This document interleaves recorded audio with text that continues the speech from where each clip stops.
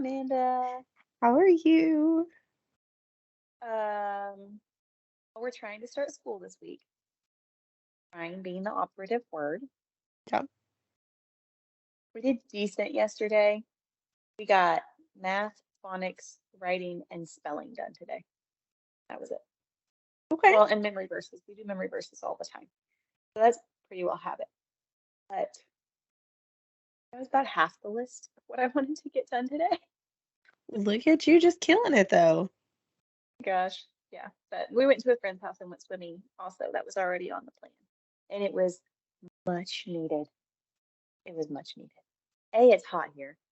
We don't have a pool at our house currently. And B, they just needed to run off some steam with their friends pretty badly. So that was good. So these last few months have been a hot mess.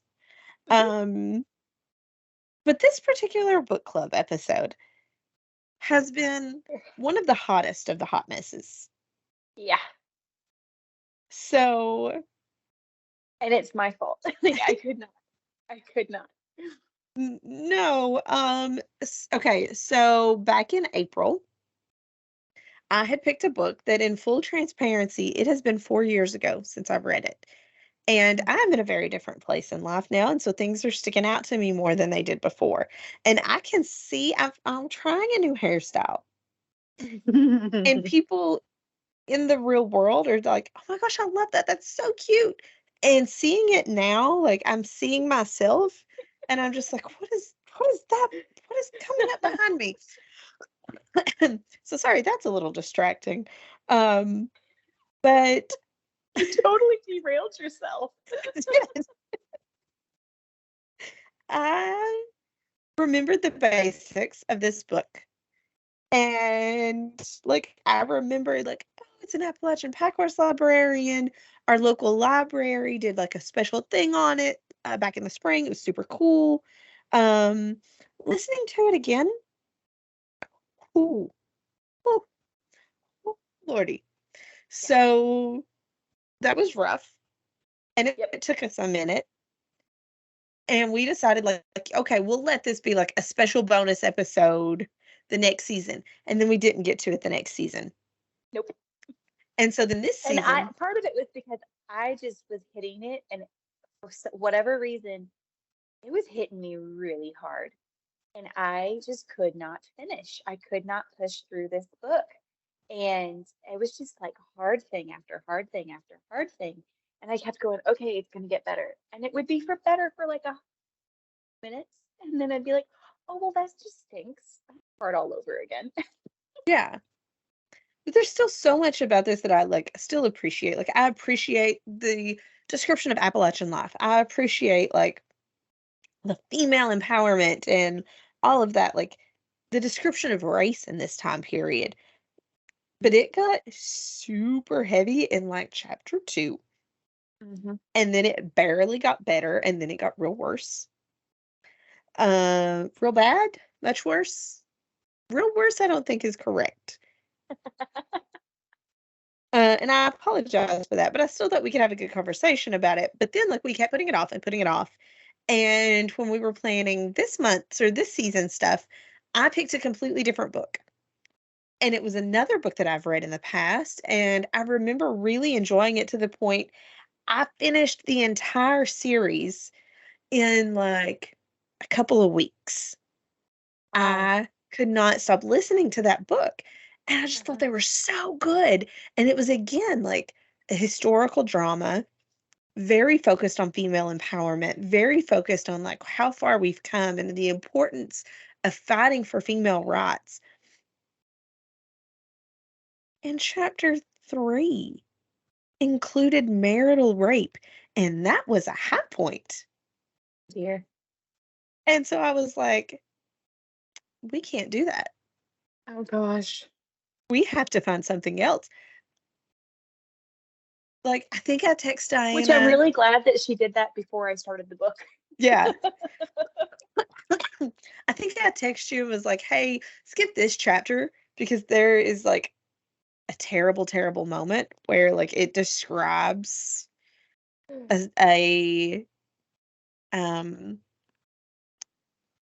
I don't even know. I'm sure there's a word for it, but the main character's mom and baby brother die during childbirth. Oh, And she's in the room, and so it's super descriptive. oh God. And I was like, no, I don't want to read this. A woman who has been through natural childbirth cannot read this book. Yep. Nope. Nope. And that was before the rape. Oh my God. It doesn't get much better after that. Like, the end is so fun and sweet.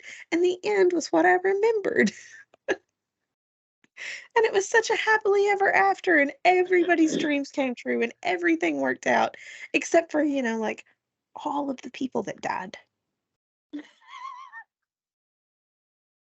By the end of the book, from where we started, there were 4 people left. Oh my gosh. You're on a roll. Yeah. So, I'm gonna reread the books that I'm thinking of before the spring season. That's good.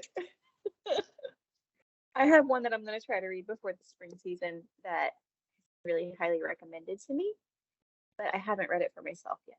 So I'm excited to check it out. It's called These Is My Words. And if any of our listeners have already read the book, I would love to hear what you thought about it.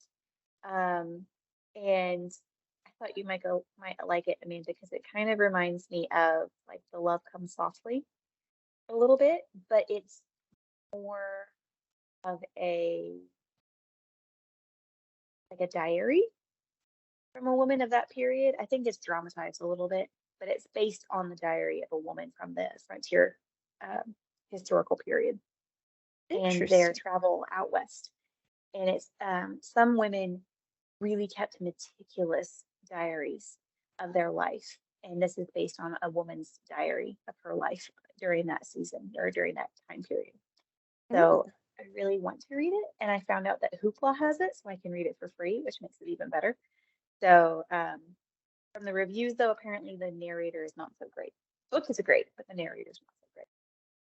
Maybe in the spring, we'll see how it goes. yeah. And, like, if you see me, like, making weird faces, I made a quick decision just before we came in to record that I wanted a flavored water, Mm-hmm. and I told Shane to pick it. Uh-huh. Anything in there that's not caffeinated and not lemonade. Mm-hmm. And we went with fruit punch, and then I realized, like, I'm recording,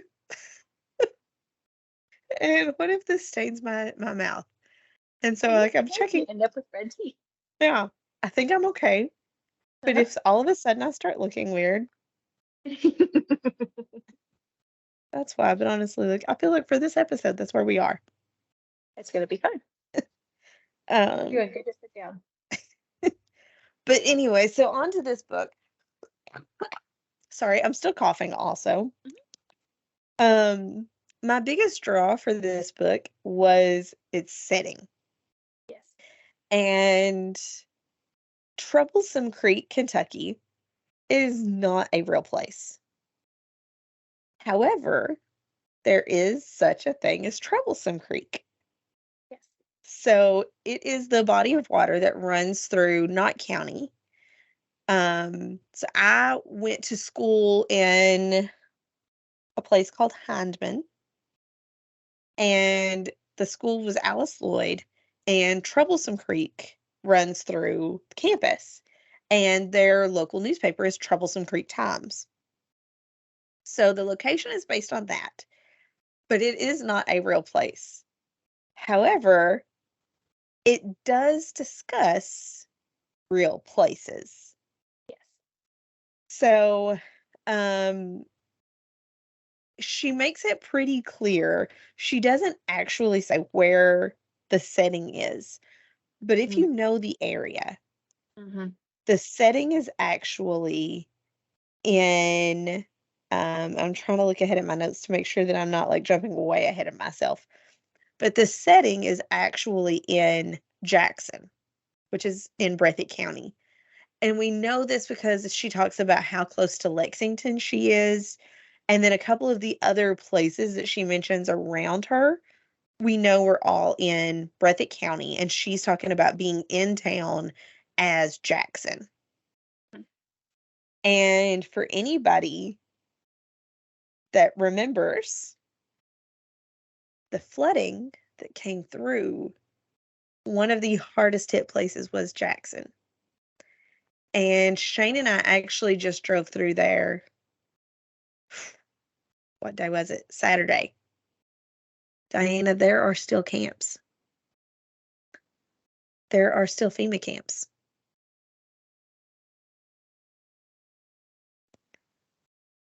We are a year post-flood, and it's a small community. There's like 3 or 4 trailers still set up there. But then there are also tents in people's front yards.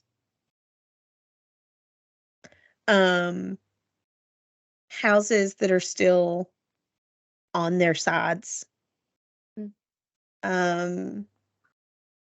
So like coming up on the anniversary too was something that sparked us to go ahead and finish this book.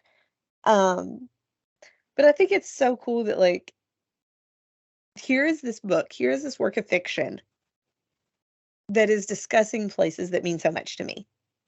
And also a good reminder to people of the floods and what all was lost and destroyed. One of the things that I had the biggest trouble with was that no one told the narrator how to pronounce some of these towns. Yeah. So, I mean, bless your heart, you wouldn't know. Yeah. Unless you're local for some of them. Like, you truly wouldn't know unless you're local. But you still could have looked it up. Yeah. Like, don't just assume. The biggest one that stuck out to me was Frankfort. Oh, yeah. It grinded on my soul. No one I know has ever called it Frankfort. Never, ever. It's Frankfort. And so that got me thinking. I wanted to do a little pop quiz with Diana and see if she could pronounce some Southeast Kentucky town names. Oh, I hope so. I'm going to be shamed if I can't. So I don't know if I've told you this before, but you know, some of my family is a lot of my dad's side of the family is from Paris, Kentucky, right? I knew they were from somewhere through here. Yeah. So like some of the Appalachian stuff also hits home for me because a lot of the homesteads are way back in the hollers. I'm trying to think of the best way to do this. I printed it. I did not look up how to say them. Okay. So if you have them, print it so I can actually see them. Okay. So if you have them, then I will just add a nice little here, like, yeah, graphic of the name. So, Diana, how would you pronounce the first one? I hope I have this right. I'm pretty sure it's Vico. Yes. Vico, Kentucky. Yes, that is where the best hairdresser in the world lives. He's got a great video out if you guys want to watch it sometime. Yes, it is hilarious. He used to be the mayor, and he is known as the gay mayor of Vico. Yeah. It's wonderful. I love him so much. Okay, what about the next one? I'm pretty sure that's Hayden. Yes, look at you. I'm not good on some of the other ones though. I am. That last one, I'm not sure I'm going to make it through that one. So there's another one that I just thought of that's close to that last one. Haddon was another town affected by the flooding. Yes. And that is 100% where my child will someday go to school. Like, I'm going to look into, can homeschools do dual credit? Probably. Because there's a bluegrass school in No. Haddon, Kentucky, No. like a bluegrass college. The Osborne brothers that he just completely idolizes Uh-huh. are from there, and their nephew, Dean, was Uh-huh. from there, and he has started the Dean Osborne School of Bluegrass Music. I don't see any reason why he couldn't go do his music classes there. There's no reason at all. Exactly. I'm gonna see how young they'll take him. You need to get him And on it while he's so excited. Like you yeah, really do need to get him on it while he loves it. real quick Can you imagine sidetrack him with, playing mouth harp? oh my gosh. That would be the best. I I can actually show the image. Um, we decided I decided last year, that was the last year we picked his Halloween costume for him. It can be heavily influenced, but I will not pick his costume. So I show him this Uh-huh. and I say, "Hey, buddy, do you want to be a Ghostbuster and ride your car all over the place? Do you want to be a dinosaur and go, roar? Or do you want to be that guy?" And he points and he goes, "Is that Rocky Top?" I was like, "Yeah, buddy, that's Rocky Top." And he goes, "E is Rocky Top." So my 2-year-old is asking to be Bobby Osborne. I support this decision 100%. Anyway, what about the third city? Oh, think that's Inez. It's, That's look Inez? at you just killing it. Yay, Inez. The next one, also in Leslie County. Think it's Smilex. What? Can you say that one more time? Smilex? Yes. Really? I got that one? I have never seen that one before. Like some of the others, like Dicko and Haydn, I've seen before, Yeah. but I've never seen Smilex before. So, okay, to be real honest, the way I'm answering these is I'm channeling my granddaddy because if you notice, my voice can change pretty drastically. And my husband thought I had lost my mind. We were still dating in college, and my granddaddy called to check in on me. And he said, a different person lives inside your mouth when you speak to your grandfather. And that's what I'm channeling when I look at these. Okay. Can you guess the last one on the list? Because now I've got to throw two more at you just to see. Okay. It looks like a person's name. Emelina? Yes, Yes. that is Emelina. That is in Knott County at the Perry Knott line. I was gonna say I don't. Where is Emelina? Because I've never heard of it before. Yeah, it's just a super, super small town. There is actually a very popular around here Christian camp called Camp Nathaniel at Emelina. So Cool. close to Emelina, like the neighboring town is this. Down. Ulan. So close. Oh, Bewland. Bulin. Like Okay. Beulah Yep. Land. Long U. Bulin. Last one, another Leslie County.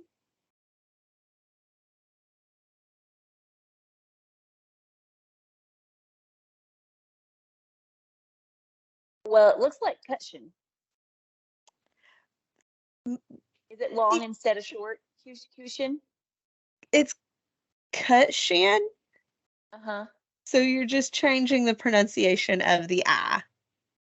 Okay, Cutchin. Yeah, Cutchin. That is also very close to where I'm from, and my family is from Leslie County, from a little town called Wooten. Imagine that, because my maiden name was Wooten, Isn't it? Mhm. You didn't know you were royalty in Wooten, did you? right? Also, fun fact, I wanted to let everyone know that there is a real town in Leslie County called Hell for Certain. It's a real place. It is. And from what I've They heard, didn't make that one up. yeah, I've never been there. But from what I've heard, it pretty much is. Um, Sorry, but- good folks of Hell for Certain. Your reputation precedes you. well, they're the ones I'm hearing it from. Oh, that's even worse.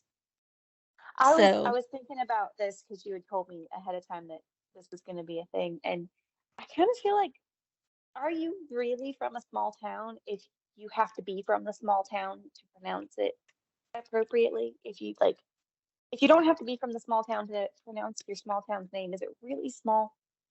there Because the way that is. you pronounce my small town's name, no one gets right unless you're from here. Mhm. That's what I was about to say. Like, had I just seen your town's name, there's no way, Mm-mm. no way I would have done that. I grew up with my mother spelling our town's name over the phone every time she had to pay a bill or tell someone our address. You had to spell it because you can't say it. You have to say DV, not DV. Yeah.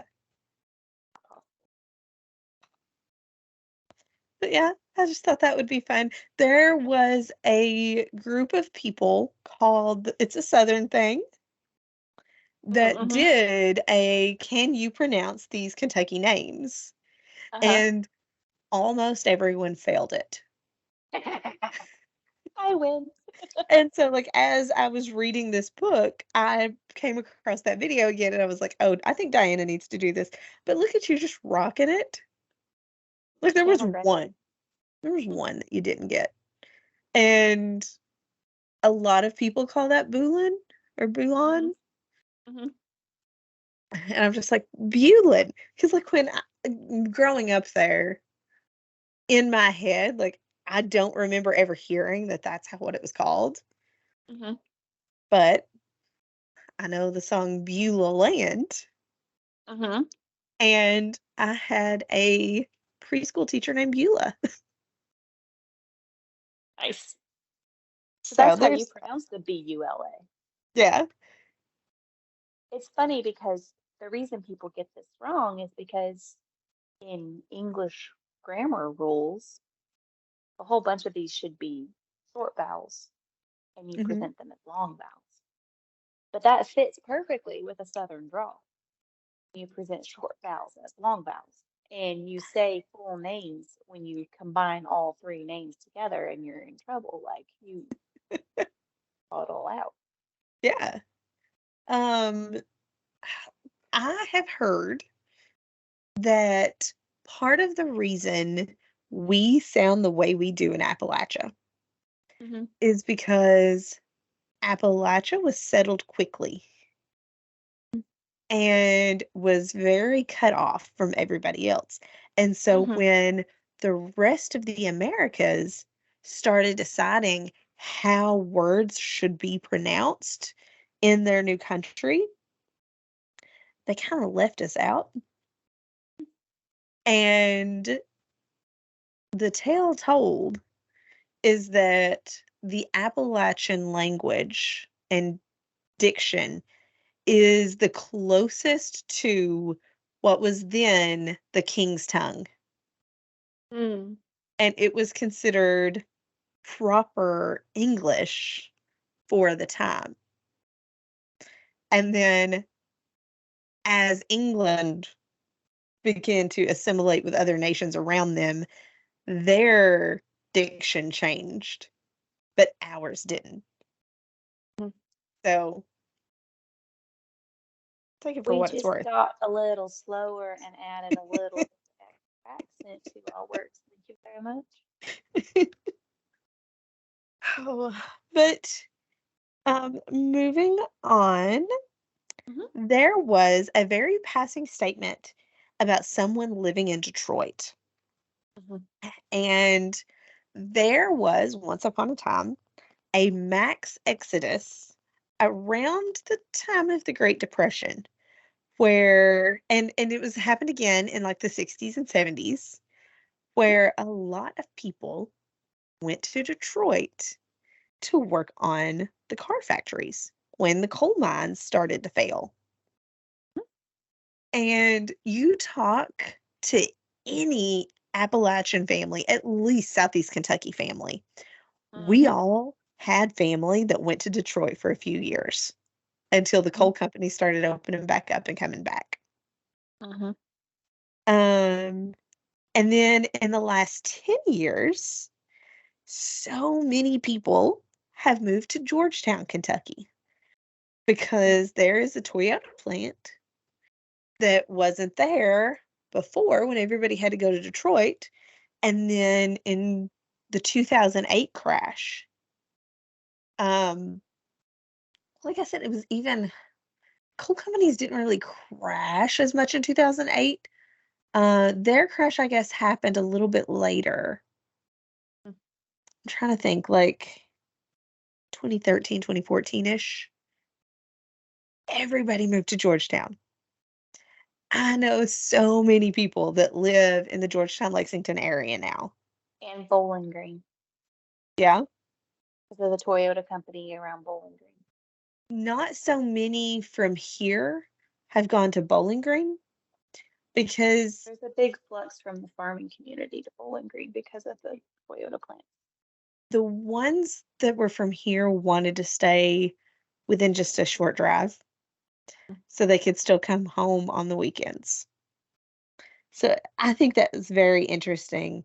Um, but Diana, have you thought about if you ever needed to move to find work for you or Chris, where would you check first? This has been actually an ongoing discussion for us for years.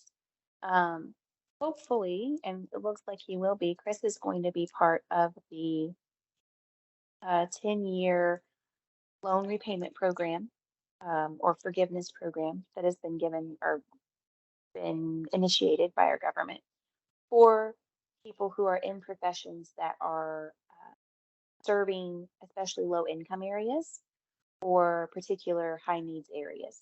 And he qualifies for that with his profession. Um, but because we are in a high needs and low income area, it really limits us financially. But we need to be here in order to qualify for that loan. But it balances out because it's a pretty big loan that's going to be gone here soon. So we've talked a lot about will we stay once that loan is gone or will we go somewhere? And two of the places, well, three of the places that we've talked a lot about. And now that he has this different job, we aren't talking about moving so much. But three of the places that we have talked about in the past are Texas, Florida, and Montana. And Montana's been kicked out for a while because I really honestly can't handle those winters. They sound like I love the mountains, sounds lots of fun, but it's been kicked out for a while. I can't handle those winters. Um, Texas because I don't know how deep to go into this. Texas is the most fiscally stable state in the whole US right now. They're the most financially independent state in the whole US. They are still fairly conservative, and it's pretty easy to homeschool there. And you have lots and lots and lots of people in Texas, so it's very much an easy place to find a job right now. Florida for similar reasons. We had really good experience when we lived in Florida and met a lot of great people there, and so that was on the list. But right now, we're probably not going to move. I'm glad we're talking about this. Because you're wrong. Uh-huh. You're moving to London, Kentucky. You were moving. You have on here that you're moving. If you were going to move somewhere, where would you move? Oh, yeah, if I'm going to move somewhere, I'm going to North Carolina. Uh-huh. You said if we're moving somewhere. Preferably near the coast. Huh? But I'm not going north. There is absolutely nothing in this world that could make me move farther north. If God said that I had to move north, me and him are gonna have a talk. You and him are gonna have words. I don't like the winters here, Mhm. and we have fairly mild winters, honestly. The only time you get snow is when I come visit. Yeah, pretty much. I purchased like I don't like snow. I hate snow. Um, my family hates snow. Everyone in my family hates snow. And I grew up, snow is bad. Snow is dangerous. It is scary. It knocks you out of really cool things. It knocks you out of a payday. Like, I hate snow. Mhm. I decided to give snow a chance last year, and I purchased a really cool snowsuit and some snow boots and a sled. Mhm. And he wore them once and never got to use his sled. Oh, Mhm. Because we didn't get enough snow. And I'm just like, this is why we don't get along. Me in winter. well, he might get a chance to use it this winter, according to my mother, her stalking of all the weather sites. I saw a woolly worm this week, and it was completely black. Mm. Yep. I pointed it out to my weatherman husband. I was like, "Do you see that? Do you see that?" And he goes, "Oh, look at that, a woolly worm. Let's look at it." And he goes, "Oh no." Whoa. Whoa. But yeah, if I'm gonna move somewhere, like I don't want to leave Kentucky. I really don't. I love Kentucky so much.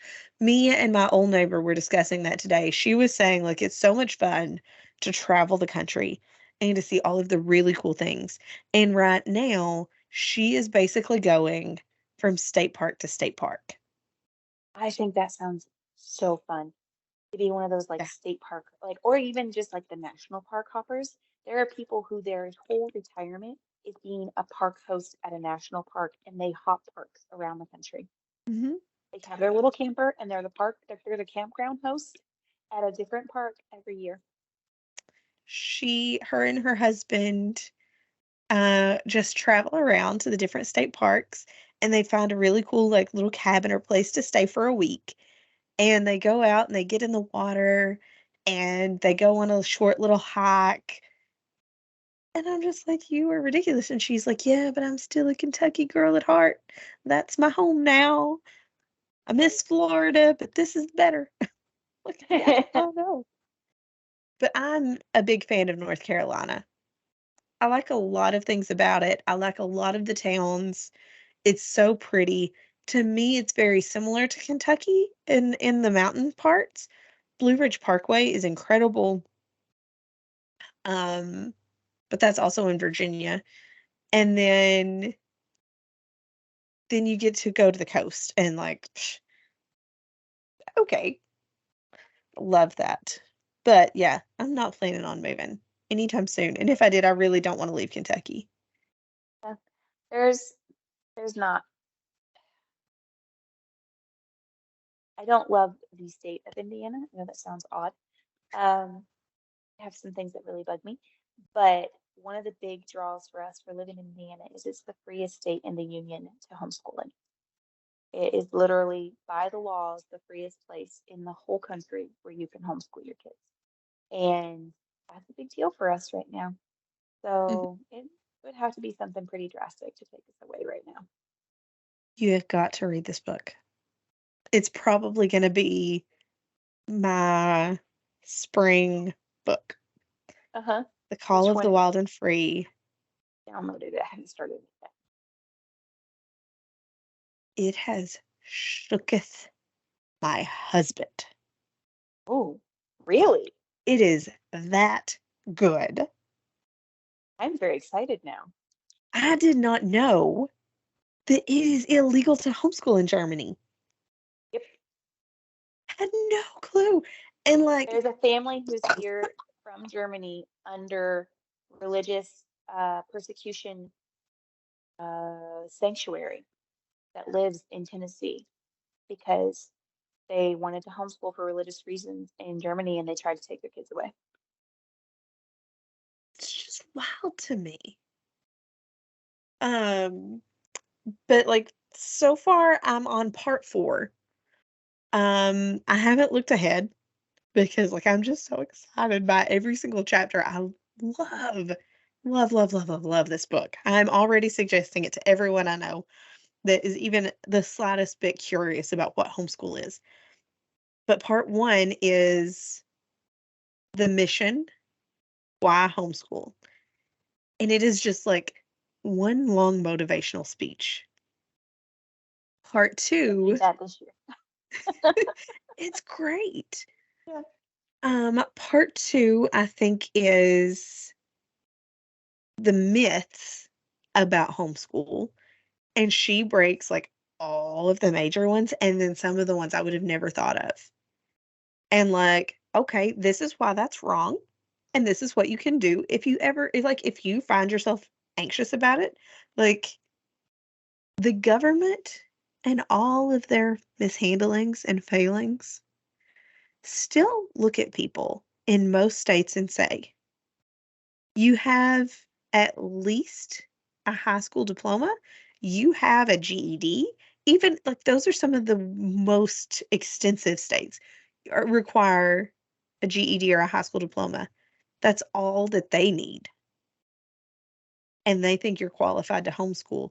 Why do you not think you're qualified again? You are the expert of your child. Mhm. You know And there's how a to whole find bunch of help. states that don't even care or ask Yeah. what kind of degree you have. Sorry, I dropped my pen and I can't find it. Um, Most states don't even ask what kind of degree you have. There's a couple, like North and South Dakota, of all the freaking places in the world. There's nobody in North and South Dakota. There are no people. You have to have your master's and a teaching license to homeschool your child in North and South. holy cow. It's That's it's wild. dumb. It's dumb. It's not just wild, it's dumb. There are kids riding 2 hours one way to get to schools in North and South Dakota because there's so few people. And you want their parents to have a master's degree and current teaching license in order to homeschool? My goodness. It's bizarre. Anyway, Um, part 3 is about the different methods. I don't know what she called it, but it's the different methods of homeschool and she breaks them down. I had never actually heard of Waldorf before, mhm. or there's something else that starts with an R. Rawlings. So I don't know. That's probably wrong. It always I think of the word roll, like roly poly oly every time she says it. And even she's like, "Man, I don't know much about this. Seems kind of out there, but you do you. You do whatever Okay. you feel like you need to do." And then part 4 is all about this new method that she is creating called the wild and free method. And it is popular. Yeah, I had no clue. They But have like, camps, they have conventions. yeah, yeah.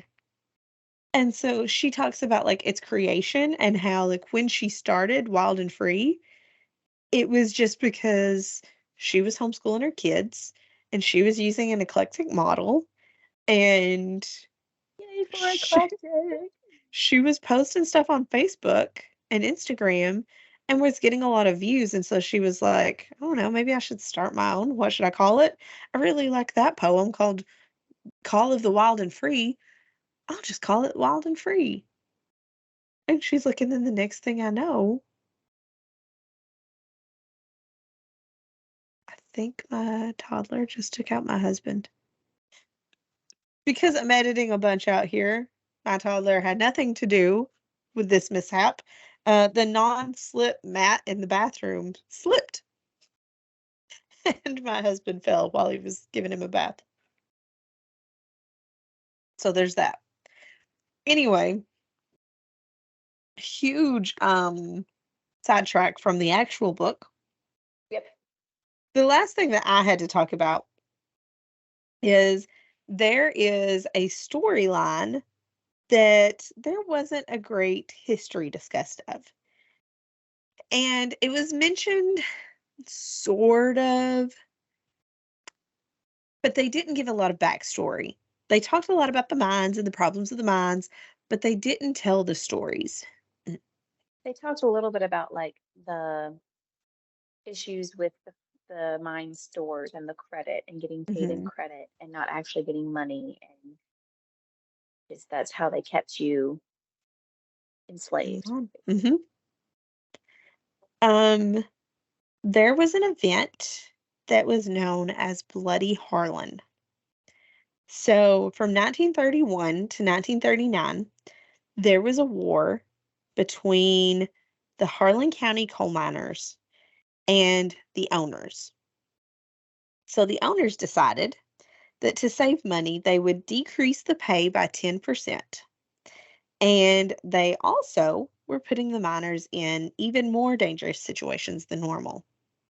So when the miners started to create unions to fight back and strikes began, things only got worse.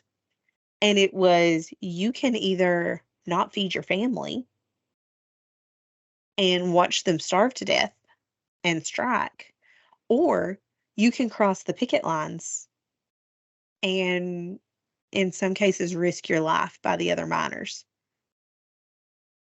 Um, so there were bombings that took place, multiple deaths, and finally things settled down. They came to an agreement, things got better. But then in the 70s, in the same area, and this one there is actually a documentary about, and it is called Bloody Harlan. And it's very, very interesting. If you guys get the chance to watch it, you should. There, I don't remember there being a lot of graphic images, but there is some descriptions of deaths and murders. So be aware of that. Um, but again, they cut the wages and they weren't taking care of the miners.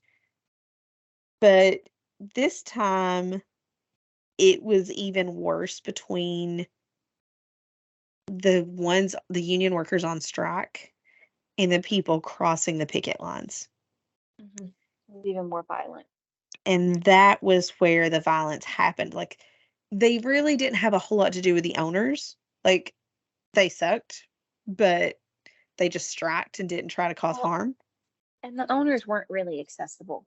Like Yeah, they weren't someone you could actually reach. yeah. They didn't live here.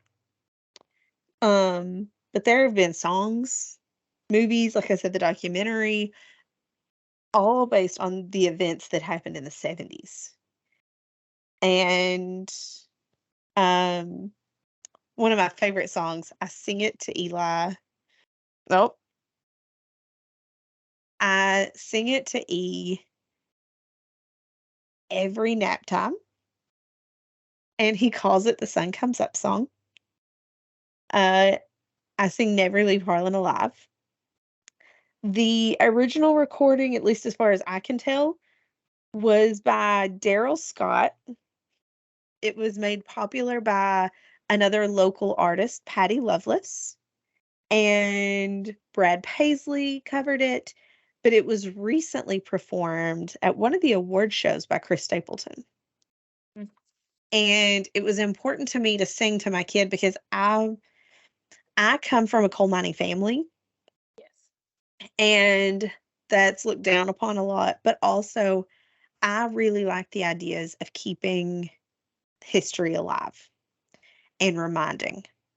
And Because if you so, don't remember history, you're doomed to repeat it. yes. So I sing Never Leave Harlan Alive as a lullaby. And it works great because it has the very deep cadence and very smooth melody. And he seems to really like it. But when I was picking lullabies, I wanted songs that had deep roots in Southeast Kentucky. So I did Never Leave Harlan Alive.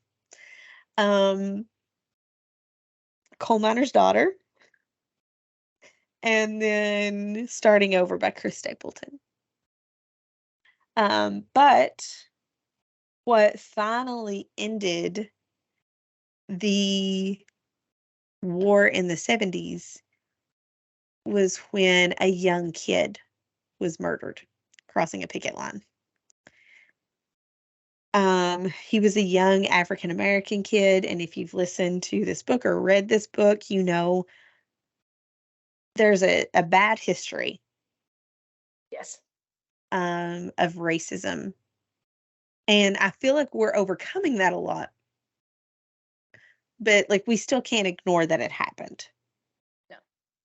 Um, but this poor kid was going into work to help feed his family, and one of the miners threw a rock and it hit his head and he died. And they finally decided, like, this is getting out of hand. We just Mhm. killed a kid. This was never our goal. We just wanted help. We need to do something about this. The union in the coal mines is still really big. We've not had any major issues. Well, I take that back. There was in Cumberland, um, the coal mines stopped paying their miners. Just stopped. Couldn't explain it. They just didn't pay them. That's not cool.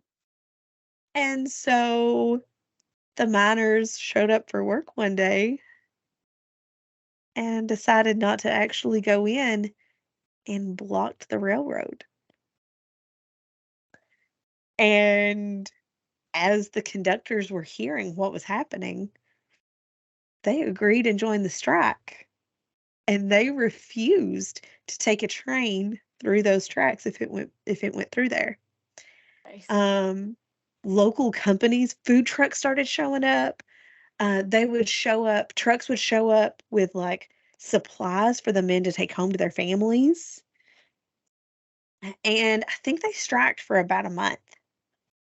And then finally, the coal mines decided to not only back pay from what they were owed when they were working, they paid them throughout the strike. Oh my gosh. So there's a history there. And I Hmm. wish she would have kind of fleshed that out a little bit more and like Hmm. discussed the history, but at the It same was time, I feel like it would have taken away. right. It was kept very background. It was kept as Pa's story, not her story. Yeah. You know what I mean? Like that part, the coal mine and the union and all of that was kept very like as a tension bringer, like to Hmm. bring tension to the story, but not explained very well. Yeah. Um, my family history with Appalachia is more the agriculture aspect. I Mhm. don't know for sure, but I don't know of any coal miners in our history, but we were tenant farmers. Um, Many generations of my family started as tenant farmers. And you talked about like the exodus from Kentucky and the Appalachias. And my granny and granddaddy were part of that in the 70s. Only they were leaving tenant farming to have their own farm. Um, and yeah, Kentucky has its own uh, colorful history with tenant farming as well. It's Yeah. of any books about tenant farming, but it's its own thing.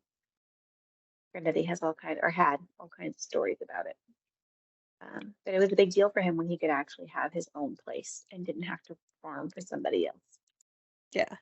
That's why that was what motivated him to leave Kentucky because all of his family and all of Granny's family were in Kentucky still at the time. Yeah. It's a big deal when you can't feed your family. It is. And like the controversy or not, there are so many generations. That's all we know. Yeah. And if you're gonna make a good living, there isn't much. There isn't many other alternatives other than leave. Well, it's like my family in tobacco. Like it's controversial to grow tobacco. But if you wanted to make a good living in the part of Kentucky that they were in, it was coal, tobacco, certain season of history, moonshine. That was it. Hmm? Those were your options. And So our family has a long history of growing tobacco, and it's not always pretty, but there is not a single crop until we started allowing people to grow hemp.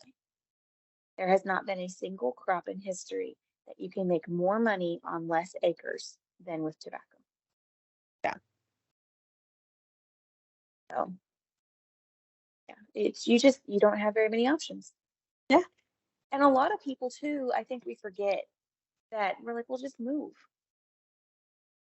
That takes money too. Yeah. It's not always an option.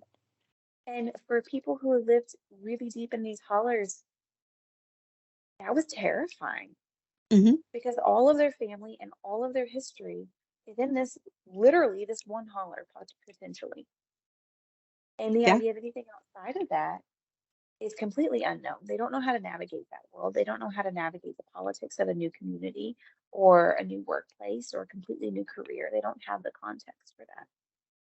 So this really could only be someone's like only option to make money for their family. Yeah. Um, One of the things that I thought was interesting because of the setting was, oh, I'm going to forget their names. I should have wrote it down. Angeline, Angelique, what is her name? Angeline, I Angeline. think.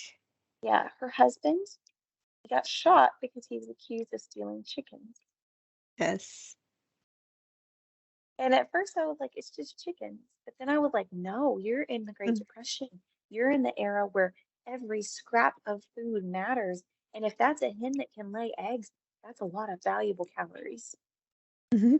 That is a really big offense, stealing chickens in that era. So that was Even if it something was a roux, like, it's a lot of meat. of food. Yeah, that's a lot of food. Um, One of the other things, like, while this book was very hard, it is very well written. And you get a very immersive experience of the Appalachians during this time in history. Yeah. And there was just some things that like themes that were repeated, like and that continue to be repeated in the world now. Food is such a big deal. Mhm. Food continues to be such a big deal in Appalachia and people who come from Appalachia. Like if you love someone, you feed them. And food is a gathering and a uniting thing. And you see that in this book over and over and over again, where people are sacrificing to give someone a little bit of something, a little bit of extra nourishment. Um, Cussie does it, but other people do it for Cussie. And it's like an honor when someone shares their food with you. Like it's such a big deal.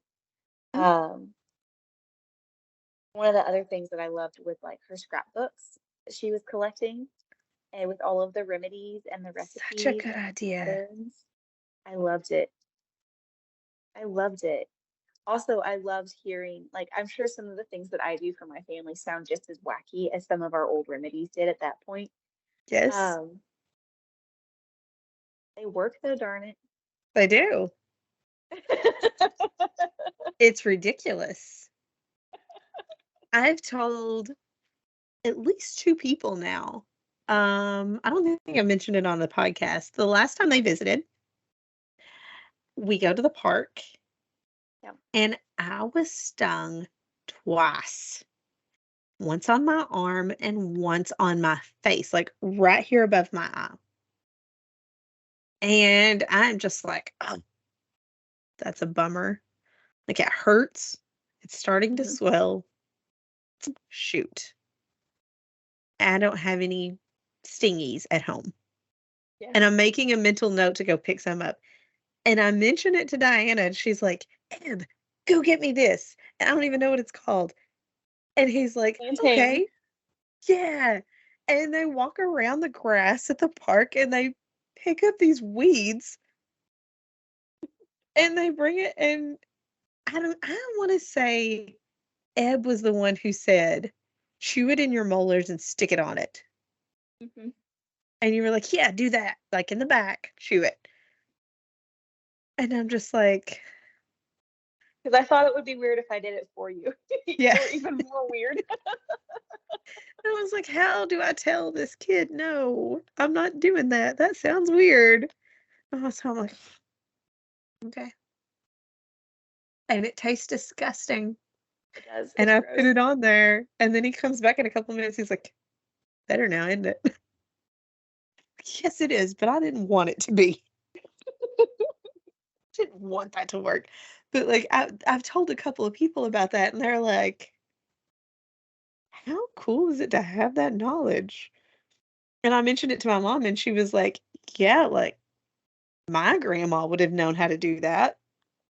2 generations later, I got no clue. Yeah, we've lost it or are losing it. There's a lot of things we're losing like that. I like that one because it's like there's always plantain. If you look up plantain, plantain, it's everywhere. If you don't have a super manicured yard anyway. And got kids, they get stung. I don't have time to carry around all the stuff with me. I do often carry a lot of stuff for stings, but I don't always have all of it. So something we've used often. Yeah, I I like that a lot in the book. I connected with that. I don't know. I saw that you had deleted your apps. Um, but I have sent you a couple of videos. Somehow, some way, I think there has been some divine intervention happening on my phone. Okay. And the algorithm for Facebook Reels Uh-huh. has sent me to um homesteaders. Yes. I love homesteaders. They are the best. They're the best. Well, there's one that I'm sure I've sent you a video of before. She is from around here, another Southeast Kentucky town called Moorhead. Yeah, I almost went to school at Moorhead. Oh man, that would have been so wild. Um, but she is from Moorhead. She went to MSU and she has went viral as the Appalachian forager. I've seen some of her videos. I love her. She She's she great. made, what was it? I think the one I sent you was dandelion jelly. Honeysuckle jelly. Yeah, I honeysuckle saw that one. jelly. Hmm. And like right after I saw that video, keep scrolling. I think I sent it to you, but it was another homesteader that was saying like somehow this lifestyle of we can take care of ourselves. We don't need to go to the store every week, much less every day. We don't need to spend hundreds of dollars at a grocery store every day. We don't need to purchase all of these things. Has gotten lost in 2 generations. Yep.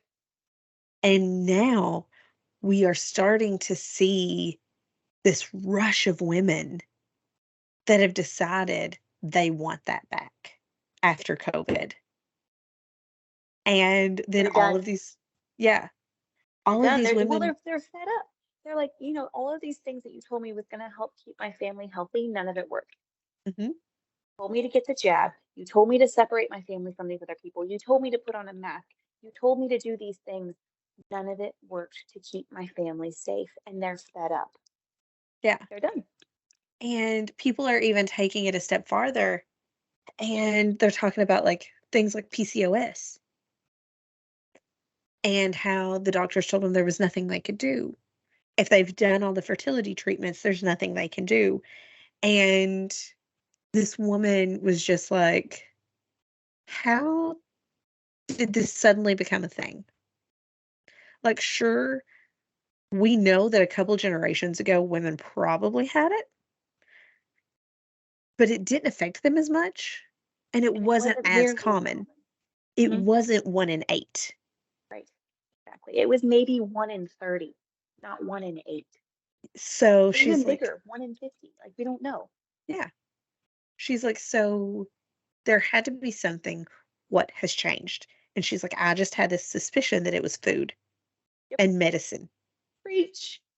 Preach. And so she's like, I started treating my body with food. And she's like, yeah, you can't do this with everything. Like, don't get me wrong, medicine is still a good thing sometimes. But for like Can make PCOS, a freaking huge difference with most things, though. yeah. She's like, with PCOS, like, if nothing's going to help me anyway, it's not going to hurt me to try it. Mhm. Within 6 months of growing her own food and cooking clean on things that she could forage around her house, she got pregnant. So I've thought about you a lot this week. Um, I I look straight up crazy, guys. Like I really do. I look nuts. I have started making my own sourdough bread. I make tinctures all the time for just common ailments. I am milking two Jersey cows while homeschooling and learning how to make cheese. Like these things are just nuts. We grow our own tomatoes, we grow our own beans, we grow our own corn, we grow our own beets, we grow our own peppers. I'm learning how to grow onions. I grow my own elderberry now. I we're growing our own garlic. Like we and we eat differently than other people. And it looks really strange by today's standards. Like why would we do all these things? But it's because, like that woman, I was told you've got medication that has some pretty freaky side effects. Let's be honest. Like, let's actually read the pamphlet and check the side effects on some of these things. And it doesn't even really work that well. And I had a little girl who had horrendous cavities and horrendous pain, and we really didn't know what to do about it. And we were told she can't heal. Like, you can avoid the things that are hurting her, but she can't heal. And I said, that's not acceptable. mhm, And so I went down this rabbit trail, and this is what we found. We found chewing plantain to deal with bee stings. We found um, fennel and catnip tinctures help her belly when she gets glutened and heal her up really quickly. We found she needs a lot of raw milk from all the minerals in raw milk, and it helps her not have belly aches and heal her teeth and not have nightmares. Guys, food really can make a huge difference in your life. Her and I both deal with anxiety, and what I eat affects my mental state. mhm, We have forgotten that food actually treats things going on in our body. And food affects our brains and it affects our heart rate. It affects your metabolism. It affects your energy. It affects your sleep. It affects your brain fog. Like we've somehow forgotten this. And it sounds weird and revolutionary when I tell people, yeah, we eat really different in order to feel better. And I'm right there with her. Like it's the thing. You can actually make huge impacts on your health just with what you eat. And I'm with her too. Like I still take, for full transparency, I still take thyroid medication, but I don't take as much as I would need to if I didn't change how I eat. mm. When I first started on thyroid medication, I took double what I need to take now, but it's because I changed how I eat. Um, I have started like I realized uh reading Love Comes Softly. Mhm. I love using my family's stewed tomatoes and chili. Mhm. It's so much easier than having to go and buy like a can of tomatoes and to buy these different things and chop them all up and like it's so much better to just throw everything in. It's so much easier when you're making chili. You brown the meat, you pour the stew in, you pour that in, you put in some water, you let it sit on the stove. Um, it takes like 3 minutes of prep time. Well, not counting browning the meat, but so much easier than chopping every vegetable and putting it all in. And so like, oh, this is so much better. Let's just do this. And I love my mom's corn. Everyone brags on my mom's fried corn. And she always puts it up every year, freezes it, and then we have corn to go back to every so often. Um, we use it like once every couple of weeks. Mhm. We've used it a couple of times when you guys have been in to visit. Um, so I realized like we are a generation away from not having this. And if I don't Because your start mom is learning, the one who's putting it up. yeah, I was like, if I don't start learning now how to do this myself, I could never have this again. So this year, I bought 2 boxes of Granger tomatoes and I have 19 cans of stewed tomatoes and 11 cans of salsa. Yay! And yesterday, I put up 2 bags of corn from my very first attempt. Uh-huh. And you'll be, I think, proud to know I Mm-hmm. used some of your butter. Yay! We had some in the freezer. I ran out of butter making it on the first batch. And so the second batch, I was like, I don't know what I'm going to do. I opened the freezer and I had some of your butter in the freezer. I was like, I'll use this. And how much better is it going to be? But like, Yay! I know where this came from. Yep. I could probably go pet the cow Mhm. that provided this. Like, that's really cool. You can What walk the other pasture where things? she ate. Make the Yeah. milk that went in your butter. Like, what other things could I find that I really enjoy? So I cannot tell my source. I've tried raw milk and it was fantastic.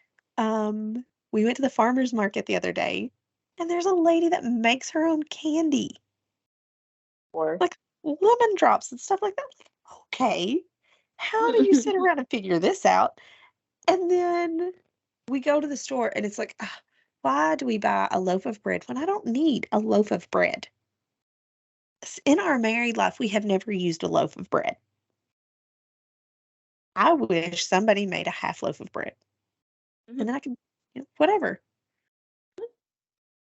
And then it hit me, why don't I make my own half loaf of bread? Mhm. So once I get Or the corn you make a whole loaf of bread, cut it in and half, and freeze freeze it, the other half. I am very influenced, very heavily influenced by this mama's house. I feel like she's my big sister that I look to tell me how to live my life. Uh-huh. She is the Diana that I watch on YouTube. And I just saw her pantry and I saw all of her freeze dried stuff. Yeah. She freeze dries raw milk. Yep. And I'm just like, that sounds disgusting. But then you look it up and it's like, oh no, like this is very healthy and very good. And like she freeze dries baked beans and like all of these things. You can freeze dry eggs, like raw eggs, and then just rehydrate them, and it's like you have fresh eggs. I want a freeze dryer so bad, and they're so expensive. Yeah. They're so freaking expensive. But Like it's insane. I'm watching her pantry. She just did a big Costco haul, and then that got Shane like, we're really interested in those Costco hauls that she does. Like, what does she buy? We're interested because she just spent $4,000 at Costco, but she's probably not going to any store for the next 3 to 5 months, and she's feeding a family of 8. I was gonna say she's feeding a huge family, first of all. And second of all, when you are getting stuff at Costco, you're getting stuff in bulk. So the Yeah, hope is that you're not going every week to Costco and spending that much money. Like that's not the plan. yeah. So there's probably things that she just bought that are going to be good for her for 3 to 4 to 5 months. Yeah. And she talks about like these are the things that freezes really well. This doesn't freeze well, but I can dehydrate it and put it in the pantry. And so Shane is then like, well, can we see what her pantry looks like? Like, does she show a pantry video? Yes, she does. It was their next video. Let's watch that. And I'm sitting there and I'm like, Shane, I want a pantry. And a And he's deep like, freezer. well, I have a deep freeze. No, you need a big deep freezer. I need a You need bigger a one. chest deep freezer. Yeah, You need like a put a dead big body in one. deep freezer. Well, he says, honey, if you're going to have one of those pantries, you're going to need a new house. And I said, not if I organize well. And he goes, oh no, this feels very expensive. I was like, okay, hear me out. We're cleaning out the garage. We have already got shelving to line some of the walls. What if, hear me out, we finish lining the walls? We get everything off the floor. And then we now have room to create 2 aisles Yep. Mm-hmm. of food with freestanding shelving. Yep. And look at that. That's a pantry. He's like, okay, this feels very, very, very expensive up front. But honestly, I can see how it could save us money in the long run. Yeah. He is sending me to buy more corn tomorrow. This is great. I'm loving it. Yeah. It really like, and you know, don't hear me say these things and think, oh, she thinks I should have to make everything, or you have to do everything yourself. That's not the point. And that's not possible in the world we live in right now. Yeah. But if I get really good at making cheese and butter, and Amanda gets really good at making corn and stewed tomatoes, and we say, hey, I'll trade you some cheese and butter for some corn and stewed tomatoes. And we have this other friend over here. Like, I literally have a friend in town who is so stellar at making sourdough bread that she sells it at the farmer's market. I don't trade bread with her, but she also makes tallow balm on occasion. And I have traded cheese and butter for tallow balm. Like, you can collect people around you who deep dive into their specialty and form a community that helps you be more self-sufficient like that. Mm-hmm. Like, that is actually the goal. Not self-sufficient where I take care of all of my needs. That should not be your goal. Your goal Yeah. should be a community where you can find and source your needs as locally as possible. Yeah. I get my beef from a local farmer. They are fantastic. I usually get my milk from mom and dad until I go crazy and milk myself. Um, we're going to be getting lamb from mom and dad eventually. Um, we get honey from a local person now, and it is the coolest thing in the entire world. I traded eggs for honey 3 weeks ago, and my soul is ecstatic. Like, absolutely thrilled with the fact that I can do something like that. It makes me so happy. Um, and it doesn't have to be big. These are things you can do in your backyard. Are you good at growing zinnias? If someone will trade you a bouquet for a haircut, or something like that, like trade you a bouquet for, I'm sorry, my battery is telling me that it's at 10% and it's freaking out. You know, figure out what you have and what other people around you have, and can you pool it? Can you trade? And you're going to build a stronger community around you because of it. Mm-hmm. And also, you might have to be the one to start it. You might Yeah. have to be the one to take the step out and say, hey, I'm willing to do this. Is there someone who can teach me what plantain looks like? Someone want to teach me what that looks like? Someone want to teach me how to make jam?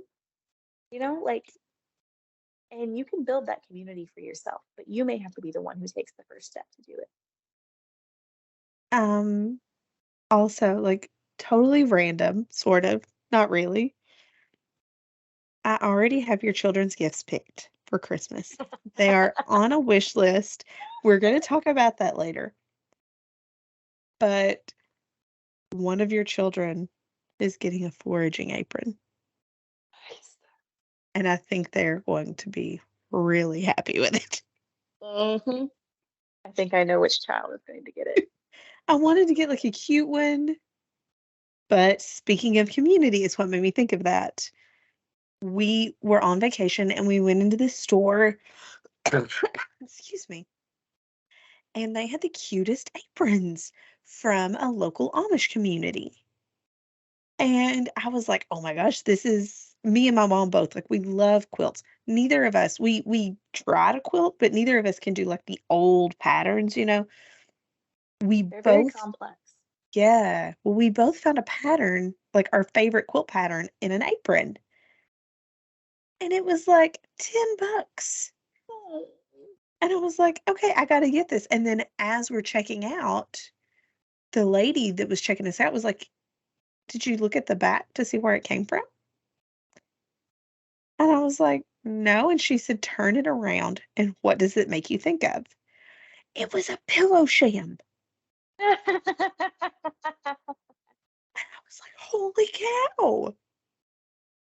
And she's like, "Yeah, the thing to do is find you someone who can sew, gather all of your pillow shams that you're just going to have to throw away, cut up the fronts, leave the backs, find you a friend that can sew like this, resew the pattern, sew it back on. Now, not only do you have a new handmade apron, but it has pockets on the inside." Like, how cool would that be to That's be able to awesome. take like a pillow sham to a friend's house and being like, "We're gonna quilt some aprons today." Hmm. Love it. Anyway, I love Appalachian culture. Yes. Absolutely love it for the good and the bad. Yes. But I've enjoyed reading this book, and it's getting late for both of us, and I think we're both starting to hit a wall. Yes. But thank you very much for reading this book with me, putting up with it and all of its ups and downs and the chaos and Like I said, it's really well written, and they do a really good job of describing life in Appalachia, but it's really freaking hard. mhm, They chose literally the hardest life of a person that they could have to describe. yeah. And then it was like, "Oh, what else can we sprinkle in?" Like, What other "Okay, horrible things can we do to her yeah." or the people around her? I really want to read The Bookwoman's Daughter, but after reading The Bookwoman of Troublesome Creek and The Apothecary's Daughter, I'm gonna need a minute, Hmm. which is great because our next book is very different. So different. So different. Our next book is going to be Are You There, God? It's Me, Margaret. And I don't remember if I read this book in my preteens. I feel like maybe I did read it preteen, but I don't remember it very well. And my oldest daughter is that kind of that preteen window is kind of where we're getting close to. And so I'm like, I need to read this book again before I hand it off to her. And we're going to make a podcast episode out of it.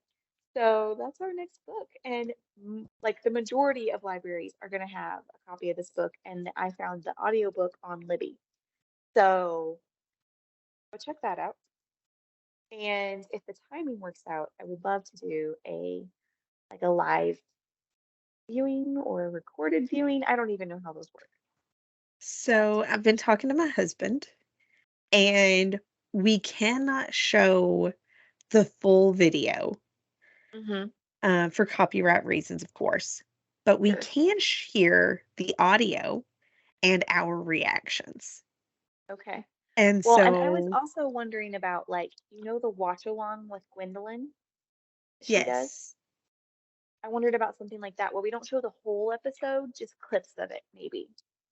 I Yes. don't know. So what we're discussing is we could do a live where we don't have any of the video and they could watch along with us and just have our reactions. Um, and then take recording of that live Mhm. and add it in for the people that don't get to see that. Cool. So I'm very excited about that. This was my favorite book growing up. I read it once in the fourth grade in a night, Oh my gosh. and I read it twice in the fifth grade. And I fully blame this book for my medical conditions. I will explain when we actually Oh, discuss you the can book. blame it for all of them. Good portion. A good portion. There is a chant Major in the women's book opinion. Uh-huh. that I felt like I should do. You want to do And it for us now? here I am looking at surgery later. It worked. Oh, I need to warn my daughters not to use the chant. Don't do it. I'll warn them. Don't do it. At least not every Not worth day. it. Don't do it every day. I did it every day Uh-huh. for 4 months. Once a week is good. It's fine. Plenty. All you need. It's enough. Well, thank you, friends. And I'm so excited to read that book and watch the video with you. Um, and thank you, listeners, for coming along with us and uh, just diving into this book. And if you did not read the book, that's totally fine. I hope you still enjoyed our conversation. And we look forward to talking to you again soon. But this week, please, I'm saying a lot. I'm tired, guys. I'm so sorry. This week, I hope that you can find the beauty in your unvarnished life. We love you guys. Bye. Bye.